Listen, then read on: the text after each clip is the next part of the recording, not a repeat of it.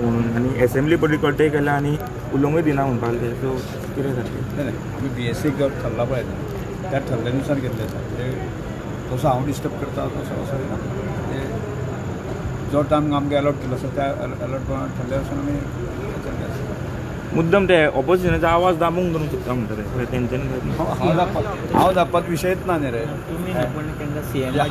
हांव दाबपाचो विशयच ना उलट हांवें भरपूर फाटल्या 3 वर्सां पळयता की बऱ्याच प्रमाणात जे आसा न्ही ऑपोजिशनाक उलोवपाक हांवें सफिशियंट टायम दिलो काय तुम्ही स्टेटमेंट पळय काय विशय आसता न्ही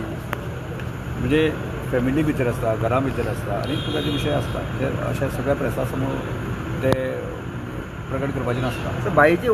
पब्लिकली तुम्ही ऑन द पब्लिकली करून ना हांवें तो ती आमची खास कार्यकर्ते आमची मिटींग आसली तातूंत त्यामुळे पब्लीक हांवें स्टेटमेंट करून बेजार आहा बीजेपीचेर बाई असलो जाल्यार कारण